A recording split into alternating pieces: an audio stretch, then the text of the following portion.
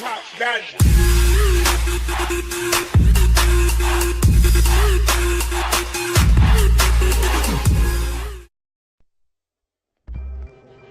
I remember when I was 17 and a woman asked me, "Are you saved?"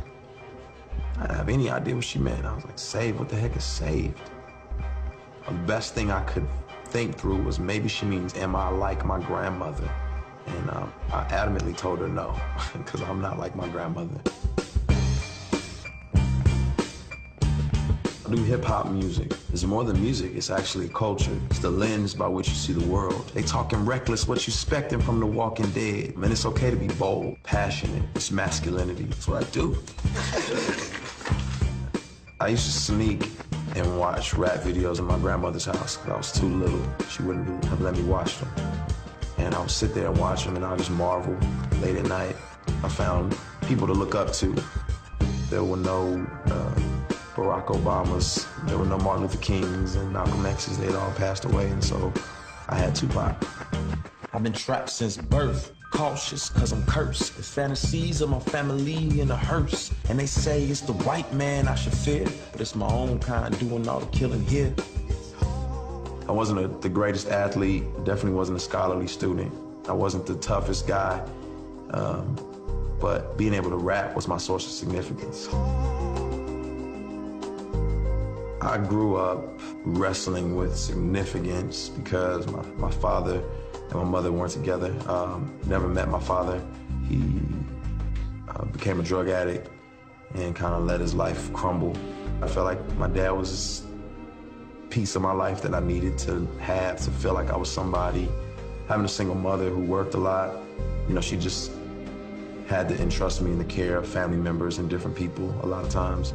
I experienced abuse as a kid. I experienced neglect and you know, different kind of things. And so I was just wanting real significance, and I didn't feel like I was gonna get it trying to be this manicured, good, all-around student and person. The people I looked up to were gangsters. You know, my uncle, I remember him, you know, showing me a gun, and I just wanted to be like those guys. So I took a BB gun and stood in the middle of the street and pointed it at a car, and just saw the lady panic and freak out. And for me, that was just fun. I didn't have anything to do. I wanted to be back in the inner city. I wanted to be, you know, doing criminal activity. So I just kept rebelling, and I kept doing worse. In drugs, 16, fighting all the time. Got arrested in high school for stealing. He was just like, man, what are you gonna do with your life? Got put on a gang list. I remember thinking like, man, I guess I'm supposed to care. Went from drugs to drinking to I'm a wreck, partying to I don't fit anywhere. I'm just this misfit of a person. My mother was like, you just need to read your Bible. And I remember ripping the pages out of the Bible and throwing it on the floor. And I said, I don't want this Bible. I just couldn't wrap my hands around this being true, this being real. My grandmother was a Christian. You know, I would have to go to church with her. It was like older people, it was old people.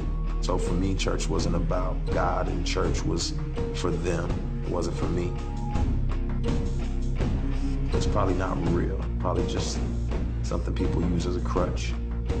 I think as the emptiness started to get more profound, when I had to drink more, smoke more, find another woman, I was really, really, really in a dark place. 5:46 in the morning, tossing and turning, chest burning. Sermons in my head keep reoccurring. Having visions in my head of a kid crying at the feet of the Father for all the wrong things that he did. Now I'm sweating in my sheets, can't sleep cause my mind keep telling me I'm 6 feet deep. Don't remind me, even though I'm still alive, I can't tell. The way I'm living my life, I feel I'm going to hell.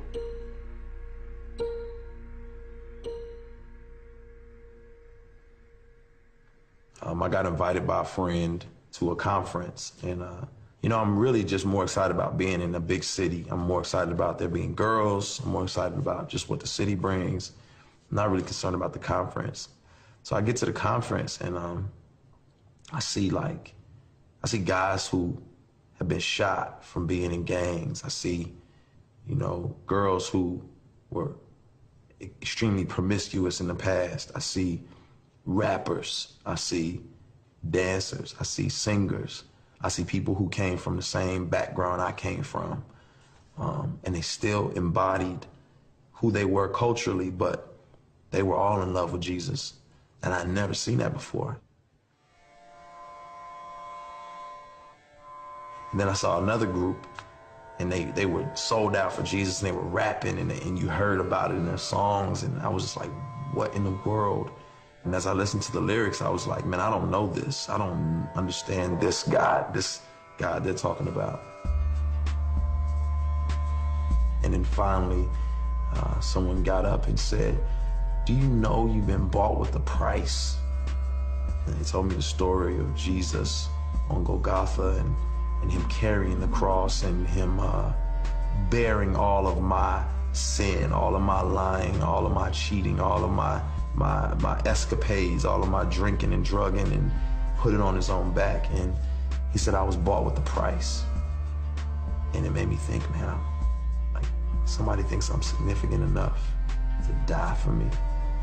Somebody thinks I'm significant enough to climb up this mountain with this cross on his back and take nails in his wrists and his feet for me. I remember articulating, like, God, get me out of this, just don't kill me. Do whatever you gotta do to get me out of this, just don't kill me. I was driving down the highway, and I turned too quick and lost control of the wheel. My car flipped over again and again. The roof caved in, windshield caved in, no seatbelt, glass everywhere. My glasses that I had on were molded, like kind of into the frame of the car, and I didn't have a scratch. That was it. I said, I get it. Called up my friends who I knew were living for Jesus, and I said, we gotta make this happen. I'm coming home. I saw change happening. I spent a lot of time searching for father figures. I saw the evidence. And God has shown me that, you know, ultimately he's my father. It drives me to keep pressing. I started volunteering at a juvenile detention center. And some of those songs that I had written in my darkest of times when I was crying out to God, I would do for him. And you just see him sitting there weeping. And time after time, they keep requesting it. Can you do that song again? Can you do that song again? I just need that to hold on to. I need something that's gonna remind me that I need Jesus. It hit me like, this is what I wanna do. I wanna use music to offer hope and encouragement to people. I was created by God, but I didn't want to be like him, I want to be him. The Jack Sparrow of my Caribbean.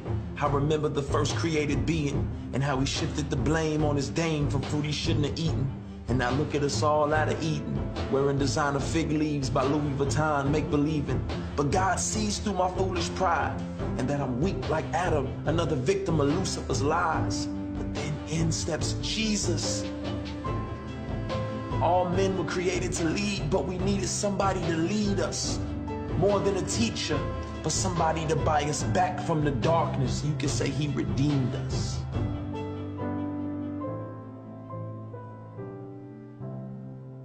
I've learned to stay close to my source of significance, to my source of worth. And that's God.